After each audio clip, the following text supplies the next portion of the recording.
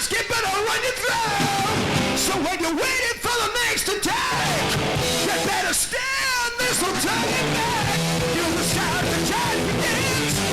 On this battlefield, public lands. This love and this woman hearts is bad. I'm the fucking in the stand,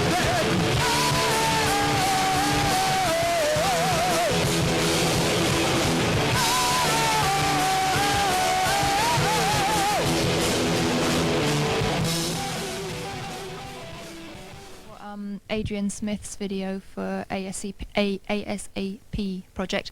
Are you still in touch with Adrian? Do you know what he's up to these days? Yeah, we're still in touch with him. In fact, he got up and jammed with us at Donington on Running Free and all that.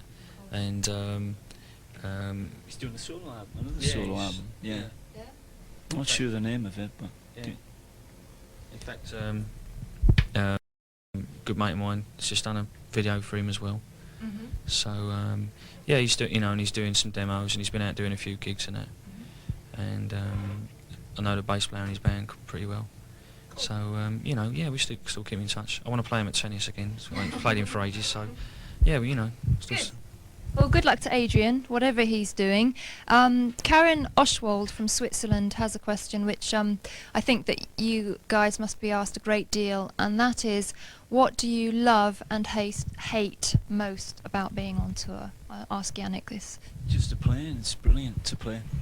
Yeah, that's what I love most. Hate most Dickie Bell. That's about it, really. Yeah. Dickie Bell being the tour manager. Yeah. How about you, Steve?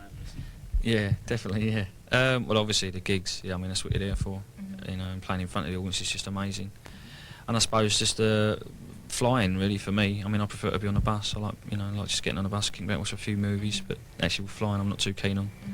Because Bruce has just passed his pilot's license, hasn't he? So is he going to be doing? He's definitely not flying us. He's going to be flying himself, I think. Right, and Blake Maltby from Aylesbury in Buckinghamshire. That's where I was born, by the way, if you want to know that. Would any other members of Iron Maiden consider ever doing a solo project? Yeah, I suppose we consider it, but I mean, it's got to be based around time when Maiden's not doing anything. I mean, Maiden comes first, and so and that's the reason why Bruce is going, because he ain't got time. Maiden's so busy all the time. But yeah, I mean, no one's in any rush to do any solo stuff really. Because I know, Steve, that you're quite keen on helping up and coming bands and doing some producing and stuff. Is that another side of the business that could interest you more in the future? Yeah, definitely. I'd like to help bands and do a bit of production, this, that, and the other. But again, it's it's all got to come secondary to Maiden. If there was a bit of time where we got a bit of time off and the band comes along, and I've got to really, really like them. I couldn't just go in and do it, just for the sake of it. I don't love the studio enough to be able to go, to go stuck in a studio with a band for a couple of months that I didn't really like. So, but I mean, Maiden is the top priority, and I don't think there's going to be a lot of time to do anything solo production or anything like, and for quite some time, Okay. Good. And I was wondering, you guys, have you been monitoring the fans' reaction to Bruce leaving? Because there's been a lot of letters in Kerrang and seem to be lots of differing opinions. Do you just kind of take any notice of that? Yeah, of course, we always take notice of what the fans say and think, to a certain degree. But obviously, at the end of the day, it boils down to what we think is the most important thing. But most everywhere where we've been doing interviews and stuff, it's been really positive. Obviously some people were disappointed when that he's announced he's going, as we were. But when you get on with it, we've got to be positive about things, and we're really excited about getting someone new. And most people have been saying the same sort of thing, that they don't want to see us split up, and quite rightly so. We ain't going to split up. Good. Well, we're glad to hear that. Now, if we could talk a little bit about the fan club, Yannick. How involved are the band in what goes on with the club? Well, fairly involved, I think. Steve probably knows more about it than me. I'll put you over to it. Faster back again. Oh, blimey. Yeah, well, we had a fan club convention a couple of years ago, and we intended to have another one fairly soon. And yeah, we do keep in touch with that sort of thing. And the fanzine, comes out about every 3 months or something like that, and updates everybody. And you know, I mean, there's special things where we have stuff where they, you know, they get a chance to get tickets, you know, before everyone else and stuff like that. And we're going to do some stuff later on in the year where we're doing some TV thing, and you know, so that the first tickets for that will go to the fan club, you know, members. So you know, there's a lot of We plus. meet them on tour as well. We meet, you know, people who come out on tour. We meet them too. So. Yeah, we have fan club competitions and everything, and they get to meet the band and all that sort of stuff. Because I'm sure that when people write to a fan club, they're never actually certain that you've read the letter. I would imagine fans would be happy just to know that you had read some of the letters. They obviously don't expect you to reply when you're on tour or whatever. Do you actually get to read things that are sent into the fan club? Yeah, we do. Obviously, we can't read all of them because there's too many of them, but we do get to read, you know, a fair few of them. And it'd be impossible to reply to them all, you know, obviously. I mean, you know, a few years ago I used to sort of send some postcards out to some people, but it just got too out of hand, you know, there was too many in the end, so you know, you can't sort of please all of them. So, but yeah, you know, it's I think it's important to have a good fan club, you know, so it just keeps everybody in touch with what's going on, you know, and it's, I think the feeling that they sort of know a bit more inside information more than someone else's, you know, is always, you know, that real fans like as well, and the chance to get like collector's items and stuff. And if we had a fan club convention, then they can meet the band and they can go there and, you know, talk about Maiden and also swap stuff as well, and get different collector's stuff that you can't normally get, you know. So you know, it's a lot of, yeah, it's good. Now, obviously, in the immediate future, you're looking forward to the tour, which show you're going to see a full tour dates listing at the end of the show. But I was just wondering, kind of in the long term, obviously you're going to find a new singer and so on.